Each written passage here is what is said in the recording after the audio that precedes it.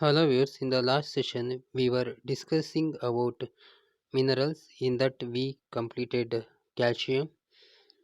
Now we are going to take up phosphorus, which is designated letter P.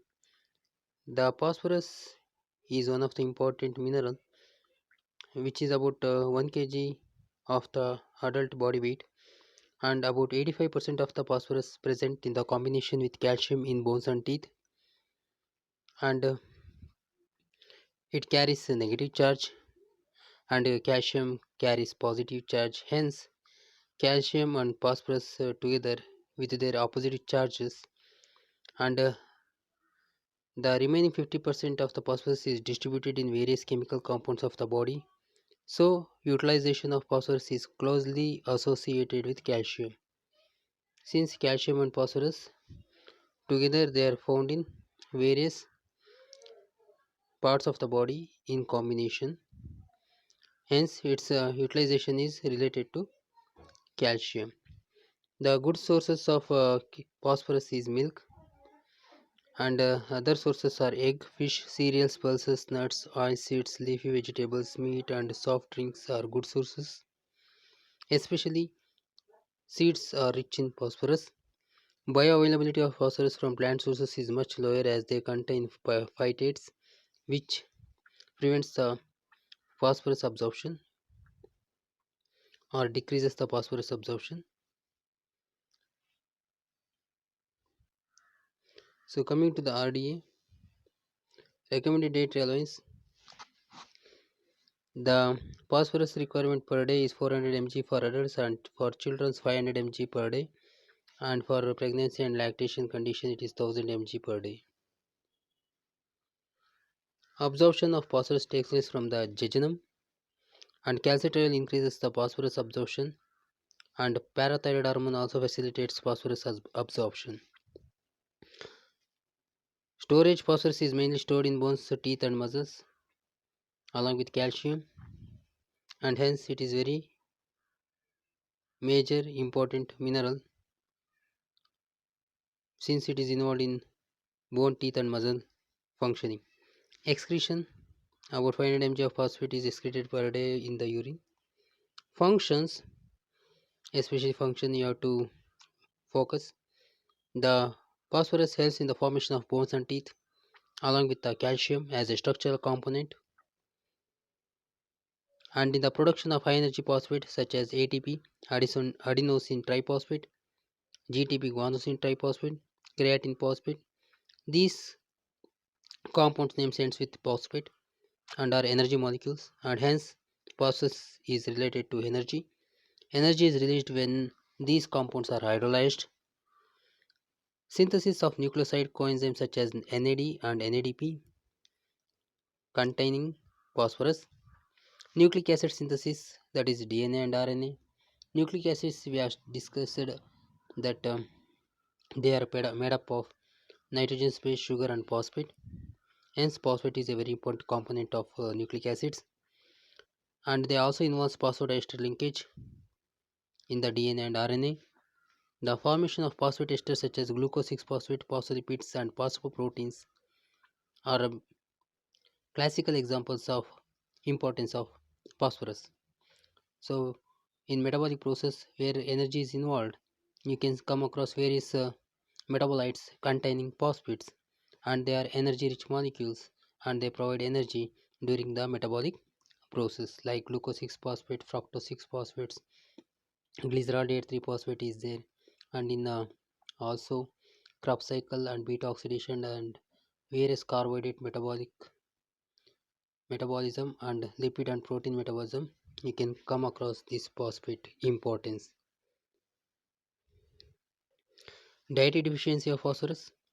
Phosphorus is present in practically all the foods, so dietary deficiency of phosphorus rarely occurs. So because most of the food consists of phosphorus, deficiency of phosphorus can occur during vitamin D deficiency, consumption of large amount of antacids which interfere with phosphorus absorption. So taking antacids, gastric tablets, or such as glycerol diogen, which is going to submissive the gastric related problems.